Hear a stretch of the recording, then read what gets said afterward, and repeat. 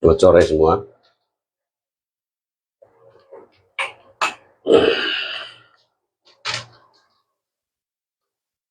Jadi kita selama kurang lebih beberapa minggu, hampir 1 bulan lebih,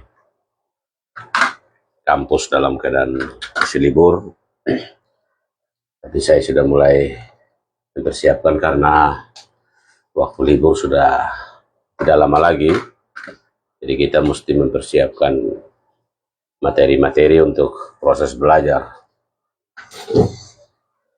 Materi-materi pembelajaran mesti kita siapkan lagi sehingga pada waktu masuk itu kita sudah bisa fokus dan berbagi pengetahuan, berbagi ilmu, belajar bersama, bertumbuh bersama di antara kita semua para pelayan Tuhan. Memang saya menggunakan waktu libur untuk banyak berbagi terkait pengetahuan dengan menggunakan teknologi yang ada. Dan saya kemudian sangat berkati dan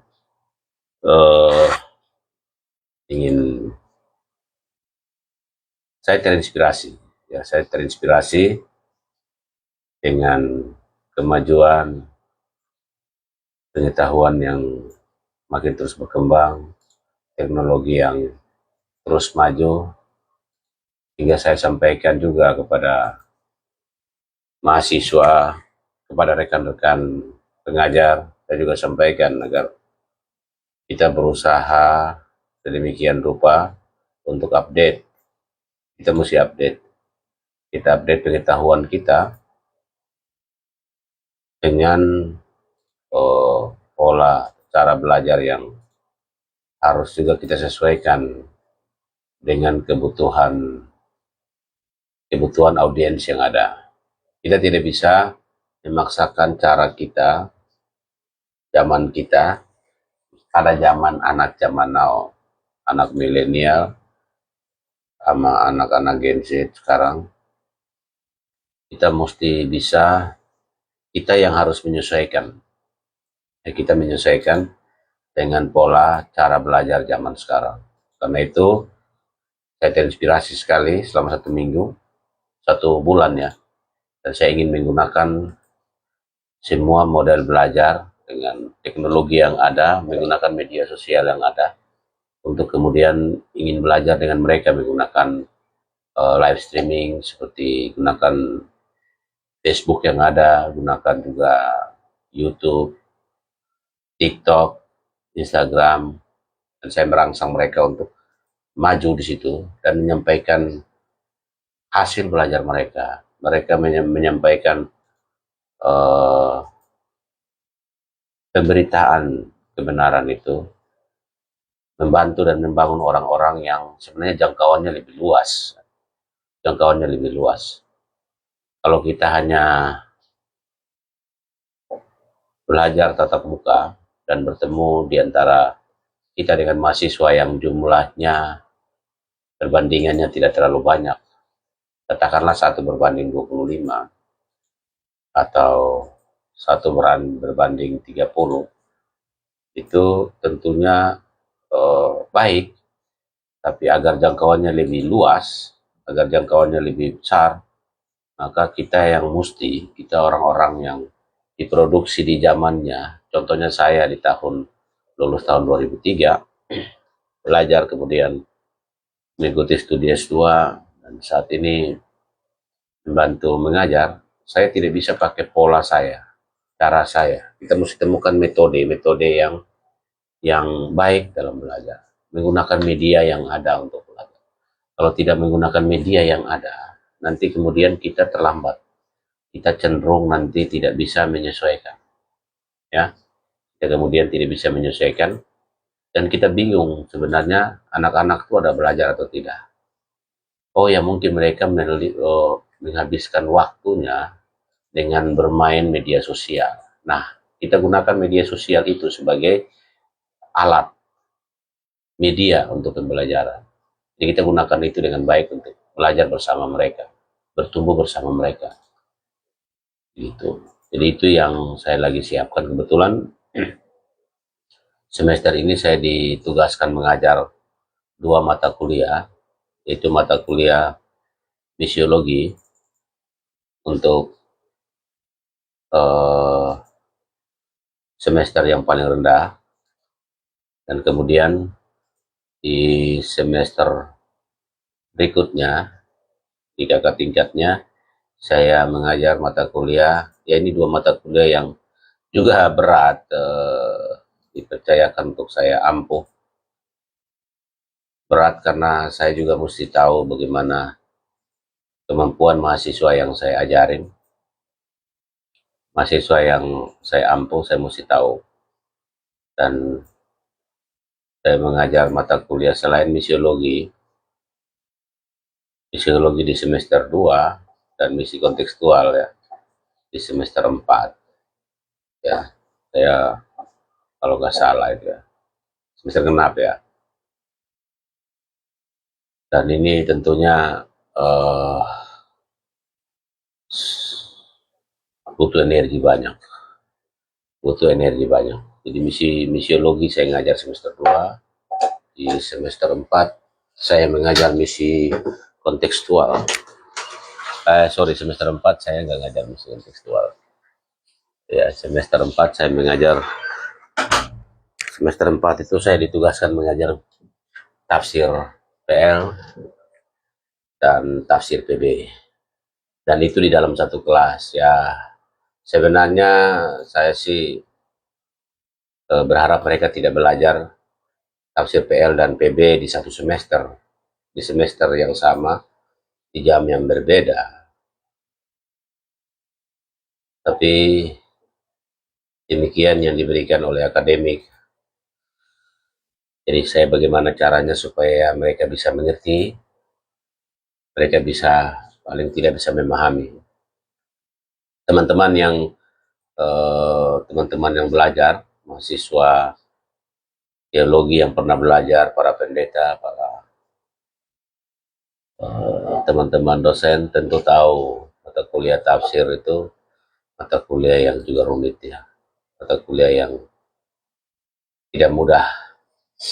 Jadi cuman kan saya ditugaskan untuk mengajar itu di semester berjalan ini. Ya saya berharap anak mahasiswa bisa berinteraksi.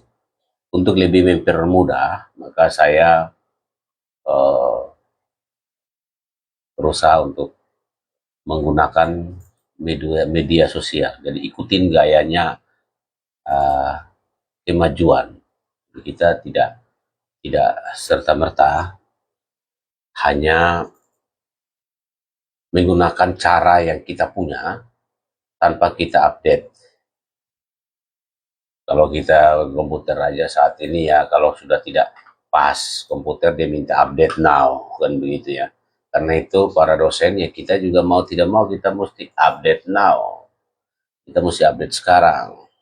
Kita jangan tunggu. Apalagi teknologi yang benar-benar luar biasa cepat ya majunya.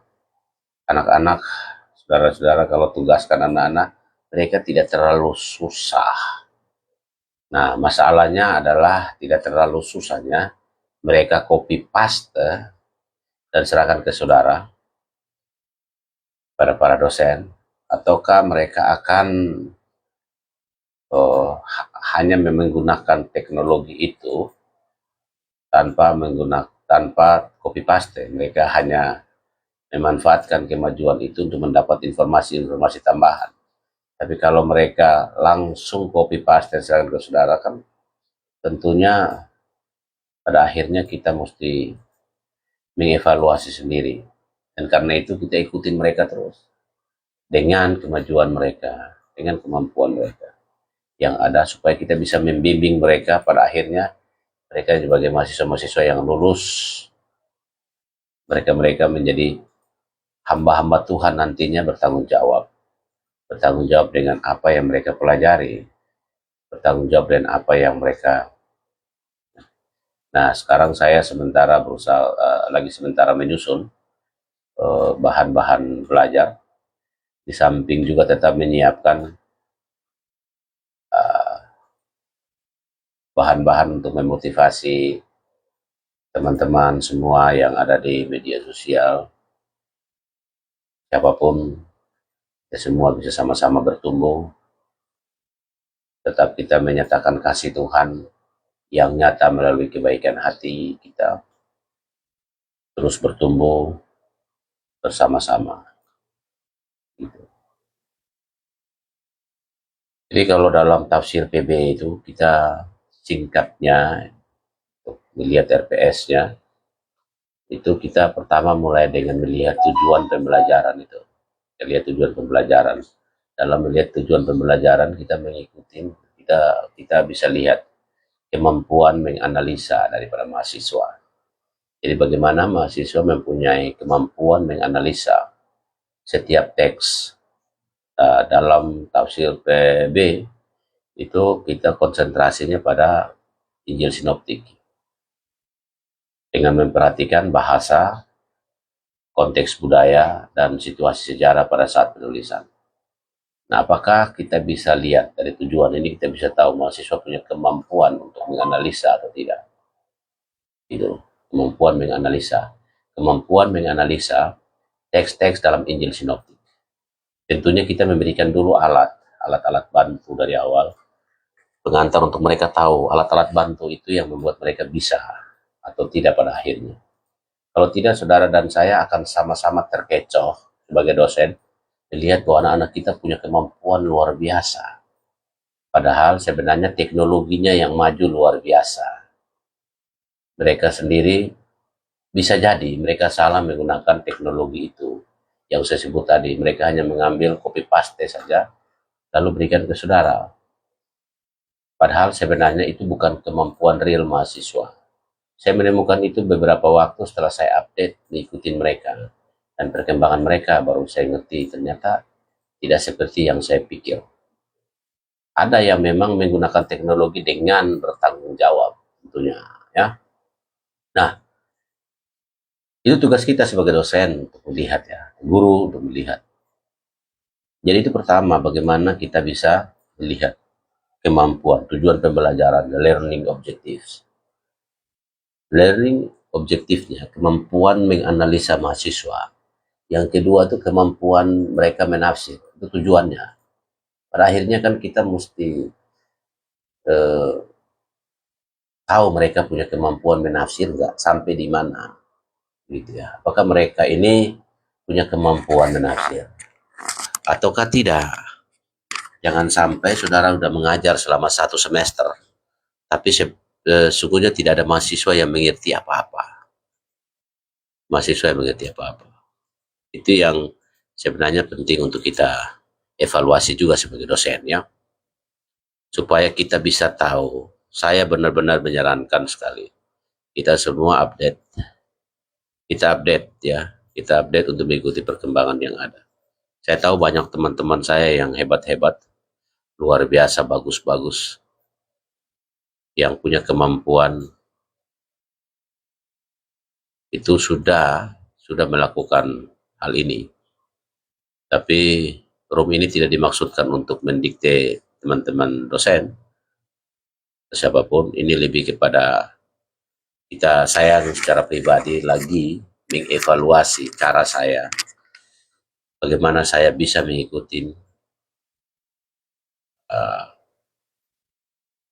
cara belajar anak zaman now, kira-kira begitu, ya. Jadi ini personal, ya, personal yang saya ingin berbagi bagi kita. Saya ingin berbagi supaya kita tahu. Nanti pada akhirnya kita menjadi para pendeta, kita bertanggung jawab. Ataukah kita menjadi guru, kita juga bertanggung jawab dalam pembelajaran tentunya. Pengajaran kita bertanggung jawab. Terlebih daripada itu, kita semua adalah anak-anak Tuhan, kita bertanggung jawab terhadap Tuhan. Hasil apa yang kita telah buat, kita telah menghasilkan orang-orang seperti apa. Itu kan penting buat kita ya, kita sebagai para pengajar yang saat ini berprofesi sebagai pendidik. Gitu teman-teman ya. Benar-benar saya sampaikan tadi ini sebenarnya sifatnya personal, mengevaluasi pembelajaran semester ganjil kemarin. Sambil libur, saya lagi sementara menyiapkan bahan ajar. Yang kedua itu tujuan pembelajaran itu kita bisa melihat bagaimana kemampuan menafsirkannya. Di mahasiswa punya kemampuan atau memiliki keterampilan untuk menafsirkan pesan dan teks-teks perjanjian baru dalam konteks budaya dan sejarah pada saat penulisan. Jadi mahasiswa itu punya keterampilan untuk menafsirkan setiap pesan dan konteks dari teks-teks PB yang ada. Dalam konteks budaya dan sejarah.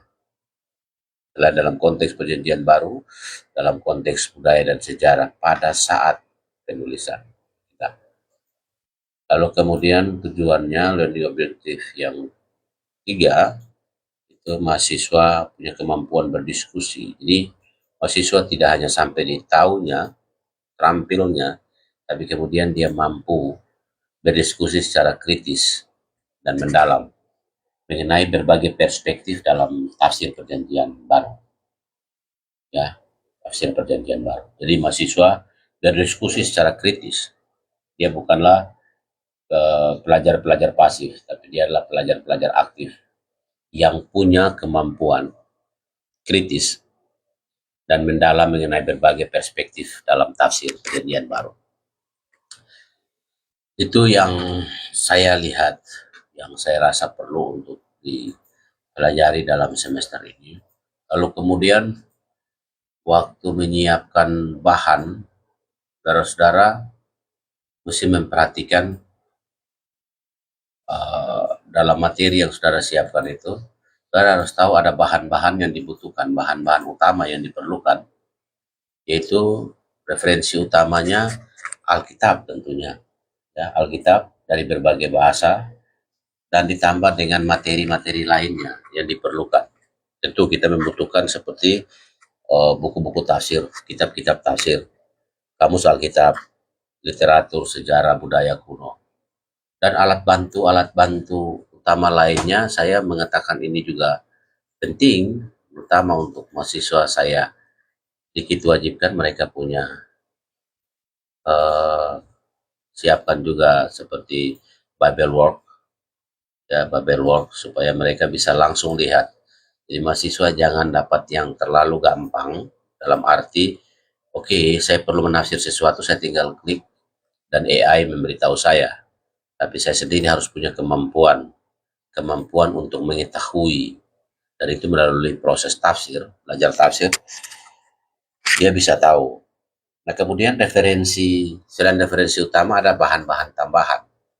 Nah zaman sekarang kita butuh beberapa bahan-bahan tambahan yang direkomendasi untuk kita pelajari, untuk kita bisa pakai sebagai bahan-bahan pembelajaran kita, baik mahasiswa, lebih dosen, yaitu jurnal tentu, jurnal akademik, ada orasi-orasi ilmiah dan berbagai sumber-sumber terkaitnya yang bisa menambah selain referensi utama yang tadi. Selain referensi utama yang tadi, kita punya referensi-referensi tambahan. Referensi-referensi tambahan. Begitu kira-kira ya teman-teman ya. Referensi-referensi tambahan ini bisa kita pakai. Penting kita perlukan untuk menyiapkan bahan ajar dalam mata pembelajaran tafsir PL ini, tafsir PB. Nah, dalam menyiapkan rencana pembelajaran semester yang berikut, itu kita harus memperhatikan topik dan bacaannya, topics and readings. Yang pertama itu pendahuluan. Pendahuluan itu sehubungan dengan eh, teologi perjanjian baru dan batasan teks. Itu mesti kita bahas sebagai topik dan bacaan ya. Kita siapkan dalam pembelajaran ini. Yang kedua, itu tema-tema utama dan struktur teologis dalam kitab kitab sinoptik meliputi Matius, Markus, Lukas, dan Yohanes. Jadi pendahuluan tadi kita lihat teologi perjanjian baru dan batasan-batasan teks. Lalu tema-tema yang kedua, tema-tema utama dan struktur teologis dalam Matius, Markus, Lukas, dan Yohanes. Lalu yang ketiga, itu masalah kontemporer dalam tafsir Matius, Markus, Lukas, dan Yohanes. Kita lihat masalah-masalah, problem-problem kontemporer tentang tafsir Matius. Kira-kira kita lihat dulu, perhatikan, kira-kira ada problemnya di mana. Ada masalah-masalah apa yang perlu dibahas di sana. Sehubungan dengan tafsir Injil Matius, tafsir Injil Markus, Lukas, dan Yohanes. Seperti yang saya sudah sampaikan di awal, ini dalam tafsir perjanjian baru, menyiapkan rencana pembelajaran semester untuk tafsir perjanjian baru, itu kita membahas tentang Injil-Injil sinoptik. Kebetulan kelas-kelasnya saya itu kelas yang bukan kelas teologi, tapi kelas pak. Jadi tentu nanti tidak terlalu dalam membahas tentang persoalan-persoalan ini, tapi tetap kita mesti membahas hal-hal ini, hal-hal terkait. Jadi kita ingin mereka mampu membuat tafsiran-tafsiran yang bisa mereka pergunakan nantinya. Yang ketiga itu kita tentu punya topik dan bacaan dari Injil sinoptik, yaitu Matius, Markus, Lukas, dan Yohanes. Itu ya, kita mesti tahu bahwa waktu kita membuat pendahuluan topik dan bacaan pendahuluan tentang teologi perjanjian baru dan batasan teks, maka kita membahasnya itu sebagai bahan bacaan kita itu pada Matius, Markus, Lukas, dan Yohanes. Demikian juga pada waktu kita bicara tentang tema-tema utama teologis dalam Matius, Markus, Lukas, dan Yohanes atau Injil sinoptik. Itu bahan bacaannya adalah kitab Matius, Markus, Lukas, dan Yohanes juga. Injil sinoptik. Demikian juga sama masalah-masalah kontemporer dalam tafsir Injil sinoptik, Matius, Markus, Lukas, dan Yohanes, maka sumber bahan bacaan kita juga dari kitab yang sama, Matius, Markus, Lukas, dan Yohanes. Walaupun lingkupan dalam pembahasan awal itu kita melihat secara menyeluruh kitab perjanjian baru, tapi pada waktu pembahasan kita itu akan fokus pada pembahasan kitab Injil sinoptik. Lalu assignment and assessment atau tugas dan penilaian, pada waktu saudara membuat LPS itu saudara mesti memperhatikan pertama esai untuk analisis tentang 3 bab perjanjian baru. Dalam partisipasi kelas, saudara bisa memberikan penilaian 20% dari penilaian berdasarkan partisipasi aktif dalam diskusi kelas.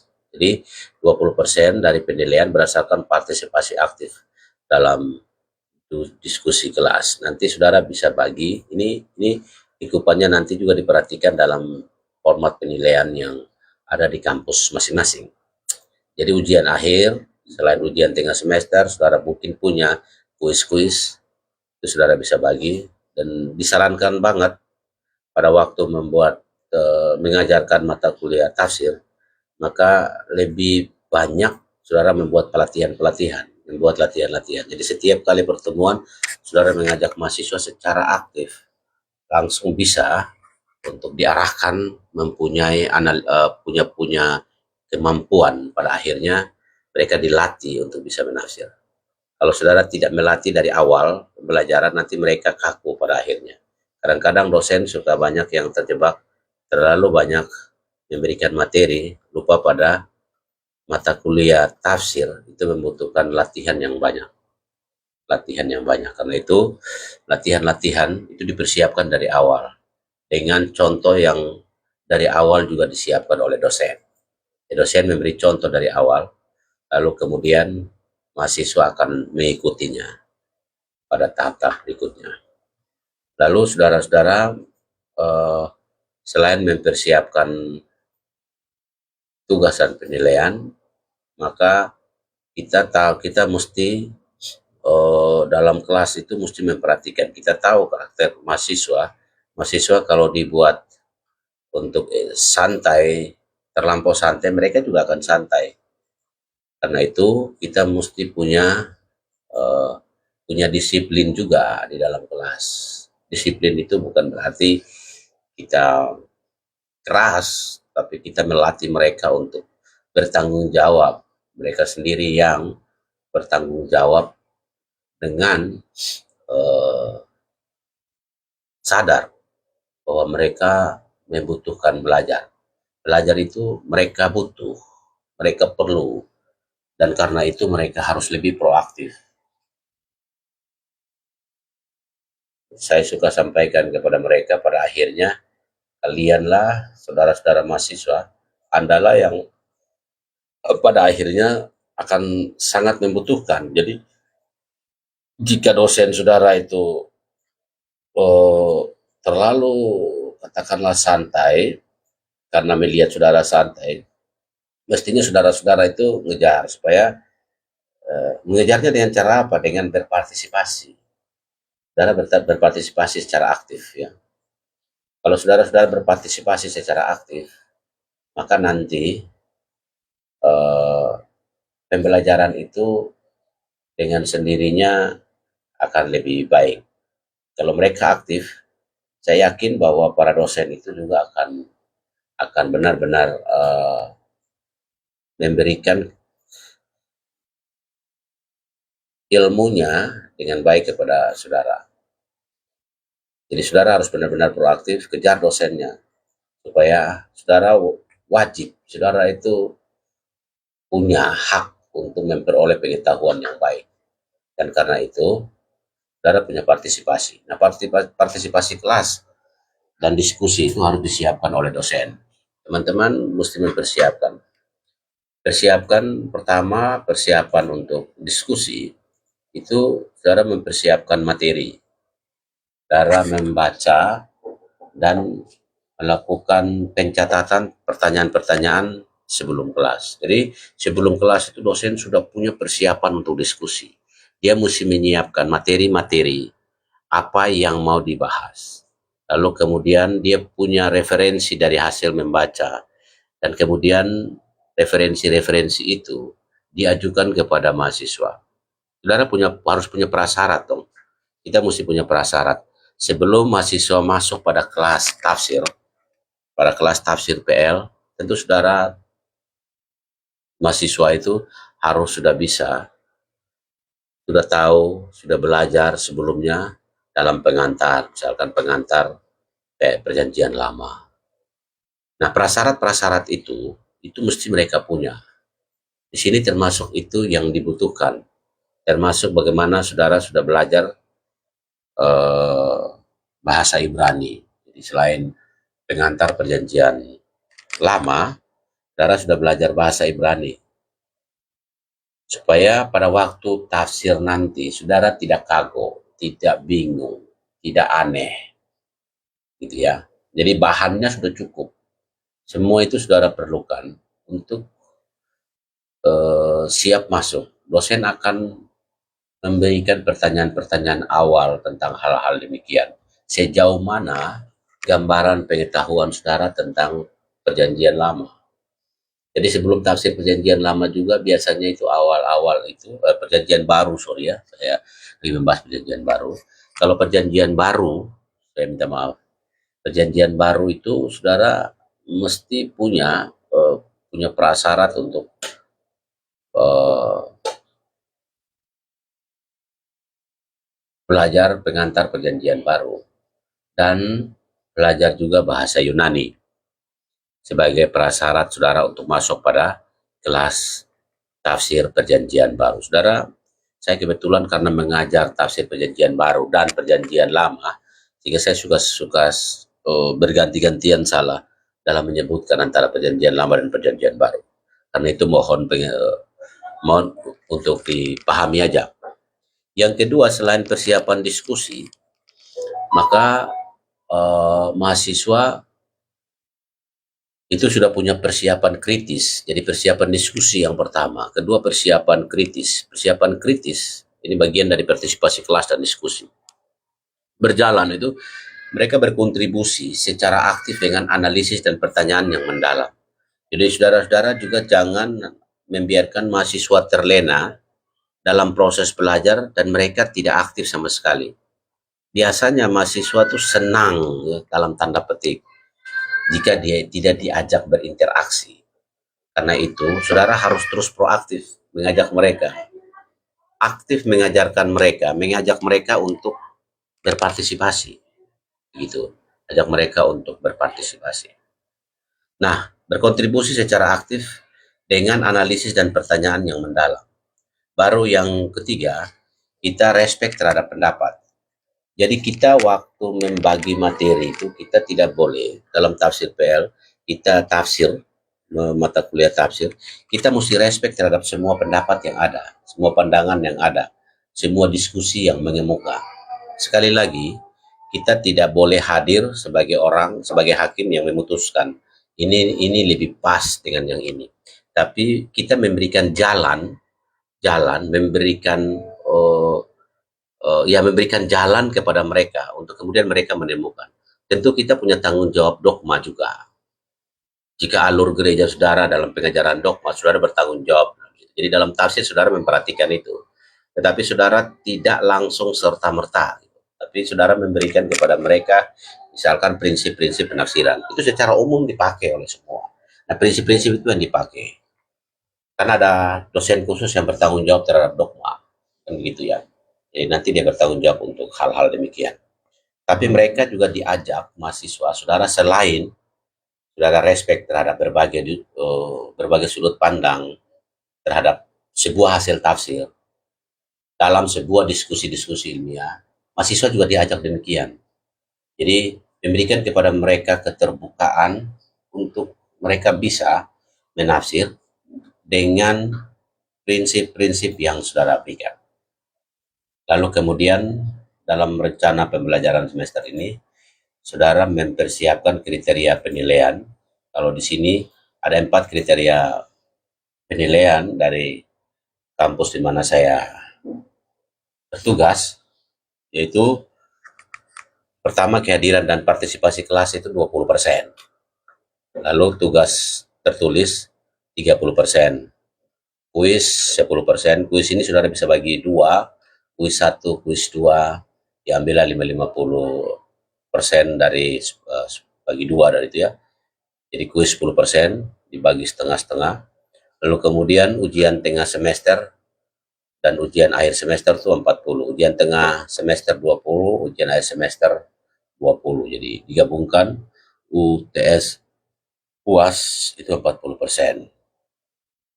Nanti istilah-istilah itu akan selalu diupdate, tapi pada prinsipnya sama ya, pada prinsipnya sama. Nah, nanti itu yang saudara perbaiki, saudara perhatikan, persiapkan sebelum masuk ke ruang kelas dan mengajak mahasiswa berpartisipasi. Sekali lagi, kata kuncinya itu mesti saudara punya target pada akhirnya mereka harus bisa menafsir dengan prinsip-prinsip yang diajarkan. Nah, bagaimana itu tepat sasaran? Saudara juga harus ikutin, saudara mesti ikutin cara berpikir anak zaman now, ya. Cara berpikir anak zaman now, anak milenial. Nah, sekarang yang terakhir dalam rencana pembelajaran semester untuk mata kuliah tafsir perjanjian baru itu sumber daya dan dukungan. Nah, hari ini yang pertama bimbingan akademik. Bimbingan akademik mahasiswa itu memiliki akses ke bimbingan akademik rutin untuk mendiskusikan perkembangan studi dan kebutuhan akademik lainnya. Ya, bimbingan mahasiswa, mahasiswa memiliki akses ke bimbingan akademik rutin. Di sekolah tempat saya bertugas, STT di Jakarta, itu ada pembimbing akademik yang melakukan pembimbingan bagi anak-anak yang lambat dalam belajar, melakukan pendampingan untuk mereka oleh beberapa dosen. Dari waktu ke waktu tentu kampus juga terus memperbaiki diri, kampus-kampus teknologi terus memperbaiki diri, tiap hal itu terus maju mengikuti perkembangan yang ada. Nah, bimbingan akademik itu mahasiswa dikasih ruang, punya akses untuk melakukan pembimbingan akademik rutin untuk mendiskusikan perkembangan studi dan kebutuhan akademik lainnya. Itu sumber daya dan dukungan yang pertama. Sumber daya dan dukungan yang kedua itu dukungan online. Nah, mesti punya, kalau punya lebih bagus lagi, itu punya platform belajar online. Jadi ini yang saya bilang tadi dari awal sekali. Kita coba menggunakan teknologi yang ada, mempermudah, menggunakan media sosial yang ada. Misalkan proses evaluasinya saudara live streaming, saudara melakukan live di TikTok, mengajak mereka mempersiapkan diri, sambil materi itu dipersiapkan juga dengan baik. Lalu saudara live bersama dengan mereka, di mana dosen saudara sebagai hostnya, lalu kemudian saudara memberikan penilaian kepada mereka. Bisa juga saudara punya platform belajar online yang sudah dipersiapkan dari kampus masing-masing. Untuk kampus-kampus yang sudah besar, itu sudah ada dengan sendirinya tanpa harus masuk kepada publik, ya, masuk ke publik. Yang dukungan online yang lain itu forum diskusi dan materi tambahan tersedia untuk mendukung proses pembelajaran. Jadi forum-forum diskusi juga ada, lalu kemudian materi tambahan yang ada di internet yang bisa dipakai, Tentu dosen juga semua kita sadar bahwa tidak ada secara jujur yang benar-benar baru, tapi bagaimana pengetahuan yang sudah kita punya ini, kita pergunakan, yang kemudian kita mengikuti perkembangan yang ada, lalu dengan mengikuti perkembangan yang ada, kita terus memperbaiki materi-materi yang kita siapkan, materi-materi pembelajaran yang kita sudah punya. Lalu kemudian sambil mengikuti perkembangan kita belajar bersama. Yang ketiga itu konsultasi tafsir. Jadi yang terakhir sekali, jadi dosen tidak berhenti setelah dia mengajar pada 6 bulan terakhir, pada akhir dari 6 bulan belajar, tapi dia punya konsultasi tafsir. Dia mesti memberi ruang lebih. Itu bentuk tanggung jawab kita. Jadi kita memberikan ruang lebih. Apakah ruang itu adalah ruang-ruang kelas khusus, tambahan di luar jam-jam kelas yang sudah ada. Bisa jadi saudara menggunakan waktu khusus yang lain.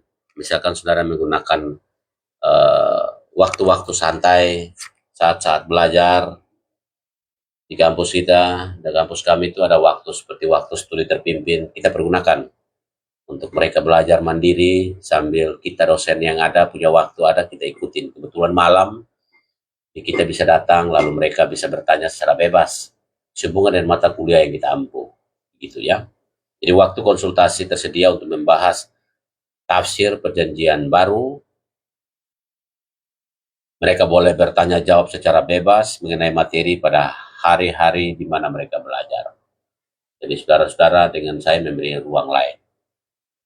Begitu teman-teman, kira-kira pembahasan kalau kita menyiapkan RPS atau rencana pembelajaran sebelum menyiapkan materi belajaran nanti, kita mesti tahu bahwa hal-hal ini kita perlukan dan kita butuhkan untuk menyiapkan setiap materi yang ada. Itu tadi pembahasan tentang RPS yang sehubungan dengan mata kuliah tafsir perjanjian baru.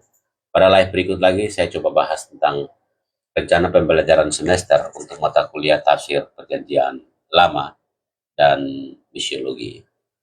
Kira-kira ini bisa dipakai hasil live ini nanti bisa dipakai untuk mahasiswa bisa dengar. Bagi mahasiswa STT yang berteman sama saya di Facebook, bisa dipakai oleh mereka, bisa dengar sebelum mulai belajar, mereka sudah tahu. Jadi mahasiswa sudah tahu bahwa kira-kira pembahasan dalam kelas, dalam mata kuliah tafsir PL dengan Pak Paulus itu yang akan dipelajari sudah punya kisi-kisi, sudah punya gambaran. Kira-kira begitu ya. Kira-kira begitu. Kiranya Tuhan Yesus senantiasa memberkati kita, baik dosen maupun mahasiswa dalam mempersiapkan materi belajar. Tuhan memberkati kita. Shalom.